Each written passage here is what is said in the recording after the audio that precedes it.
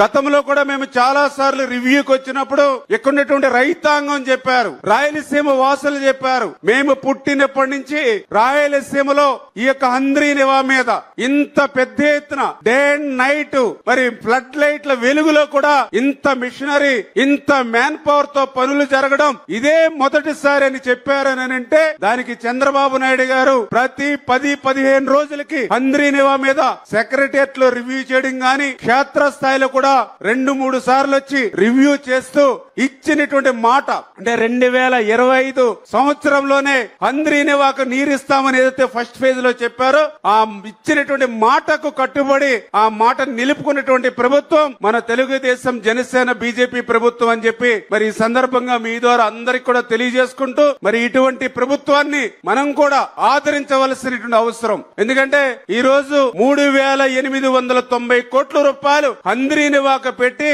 ఈవేళ 8 లక్షల ఎకరాలకు మరి సాగునీరు అందించాలనేటువంటి ప్రయత్నం మరి ఈవేళ ముఖ్యమంత్రిగా చంద్రబాబు నాయుడు గారు చేస్తూ ఉంటే మరొక నాయకుడు చెప్తూ ఉన్నాడు రప్పా రప్పా అంటూ నరుక్కుంటూ పోతానని చెప్పి. మరి ఈవేళ ఏదైతే చంద్రబాబు నాయుడు గారు 3,890 కోట్లు పెట్టి 20 లక్షల మంది ప్రజలు ఎవరైతే ఉన్నారో ఈ హంద్రీనివా ద్వారా మరి వాళ్ళందరి యొక్క దాహార్తిని తీర్చాలని చెప్పి ఈ నాయకుడు ఇక్కడ పనిచేస్తూ ఉంటే మరి ఆ వ్యక్తి చెప్తూ ఉన్నాడు ఏదో గంగమ్మ జాతరలో పొట్టేళ్లు నరికినట్టుగా నరుగుతారని. అంటే ఈవేళ నవ మోసాలు మోసినటువంటి తల్లి ఆ బిడ్డలు లేకుండా చేస్తానని ఆయన చెప్తున్నటువంటి పరిస్థితి. ఎవరైతే పెళ్లిళ్ళయి మరి భర్తతో కాపురం చేయవలసినటువంటి ఆ మహిళలకు మరి రేపు భర్త లేకుండా చేస్తానని అంటే ఈ రకంగా సమాజంలో మానవత్వంతో మరి చంద్రబాబు నాయుడు గారు పనిచేస్తూ ఉంటే రాక్షసత్వంతో మరి ఆ రోజు ఉన్నటువంటి ముఖ్యమంత్రి ఈ రోజు ఉన్నటువంటి మరి ఆ యొక్క ప్రతిపక్ష నాయకుడు మాట్లాడుతూ ఉన్నాడనంటే ప్రజలు బేరీ చేసుకోవాల్సిన అవసరం ఉంది. ఖచ్చితంగా రేపు రాబోయేటువంటి రోజుల్లో కూడా మరి యొక్క